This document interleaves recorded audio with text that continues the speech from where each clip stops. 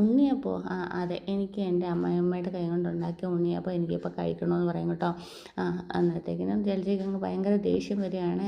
അവളുടെ ഒരു ഉണ്ണിയപ്പം എന്നൊക്കെ പറഞ്ഞിട്ട് ഇവളെ എങ്ങനെയെങ്കിലും ഒന്ന് തളച്ചേ പറ്റുള്ളൂ എന്നൊക്കെ പറഞ്ഞിട്ട് ഇങ്ങനെ മനസ്സിൽ വിചാരിച്ചുകൊണ്ട് നിൽക്കുകയാണ്. നവ്യ ഫോൺ കട്ട് ചെയ്തിട്ട് പോകും കേട്ടോ. പിന്നീട് നമ്മുടെ ജലജ ഇങ്ങനെ മുത്തശ്ശി അവിടെ നിന്ന് മരുന്നൊക്കെ കഷായം കുടിച്ചുകൊണ്ടിരിക്കുക കേട്ടോ. അപ്പോഴത്തേക്കും നമ്മുടെ ജലജ അങ്ങോട്ടേക്ക് വരുവേ. എന്നിട്ട് പറയുവേ, നിങ്ങളുടെയൊക്കെ എപ്പോഴും പരാതി ഞാൻ അവളെ സ്നേഹിക്കുന്നില്ലെന്നായിരുന്നല്ലോ. ഞാൻ എന്താണെങ്കിലും നവീനെ ഒന്ന് കാണാൻ വേണ്ടിയിട്ട് അവളുടെ വീട്ടിലേക്കൊന്ന് പോകാമെന്ന് പറയുമ്പോഴത്തേക്കിനും മുത്തശ്ശി അന്താളിക്കും കേട്ടോ. ഇവൾ നിൻ്റെ വായിൽ നിന്ന് അങ്ങനെയൊന്നും വരുന്നതല്ലല്ലോ, പിന്നെ എന്താ പറ്റിയെന്ന് ഇങ്ങനെ ചോദിക്കുവേ.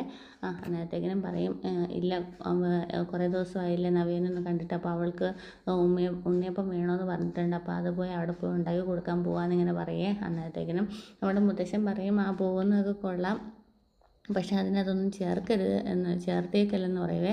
അതെന്താ മുത്തശ്ശി അങ്ങനെ പറഞ്ഞത്? അതെന്താ അച്ഛാ അങ്ങനെ പറഞ്ഞതെന്ന് ചോദിക്കും കേട്ടോ. അല്ല, നിനക്കും ഇന്നത്തേക്കും മുത്തശ്ശിയാണ് പറയുന്നത്, കാരണം നിനക്ക് മുത്തശ്ശി ആവാൻ്റെ താല്പര്യമില്ലല്ലോ. അപ്പം നീ അതിനകത്ത് എന്തെങ്കിലും ചേർത്തോ എന്ന് നമുക്ക് പേടിയുണ്ടെന്ന് പറയും കേട്ടോ. അന്നേരത്തേക്കും നമ്മുടെ ജലജ പറയും, ഞാൻ അങ്ങനെ ചേർത്തു അച്ഛാ, അങ്ങനെ ചേർത്ത് കഴിഞ്ഞാൽ നിങ്ങൾക്ക് മനസ്സിലാവില്ല, പിന്നെ ഈ വീട്ടിലേക്ക് എനിക്ക് എൻട്രി ഇല്ലെന്ന് എനിക്ക് തന്നെ അറിയാം എന്നൊക്കെ ഇങ്ങനെ ജലജ പറയേ. അത് മനസ്സിലാക്കിയെന്നാൽ നിനക്ക് കൊള്ളാം എന്നിങ്ങനെ മുത്തശ്ശനും പറയുന്നുണ്ട് കേട്ടോ. പിന്നീട് നമ്മുടെ നന്ദാവനത്ത് നമ്മുടെ കനക ഇങ്ങനെ അടിച്ചു വാരിക്കൊണ്ട് നിൽക്കുകയാണ്. അപ്പോഴത്തേക്കിനാണ് ഒരു കാറിൻ്റെ സൗണ്ട്. അപ്പോഴത്തേക്കിനും വന്ന് നോക്കുമ്പോഴത്തേക്കിനും നമ്മുടെ ജലജയാണ് കേട്ടോ.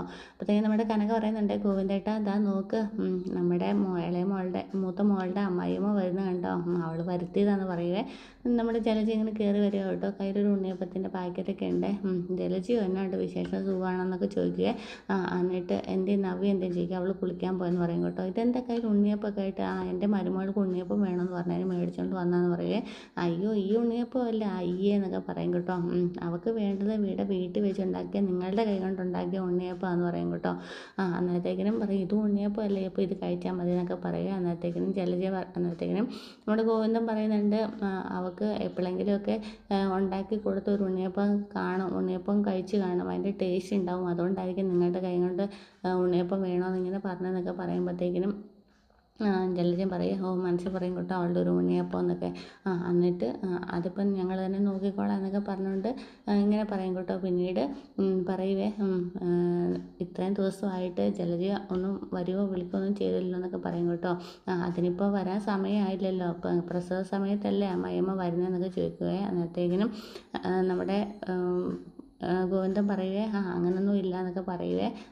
അന്നേരത്തേക്കും ജനജ പറയുന്നുണ്ട്, നിങ്ങളൊരു അച്ഛനല്ലേ, നിങ്ങൾക്ക് ഈ കാര്യങ്ങളൊന്നും അറിയത്തില്ലേ എന്നൊക്കെ ഇങ്ങനെ ചോദിക്കുമ്പോഴത്തേക്കും നമ്മുടെ കനക പറയും,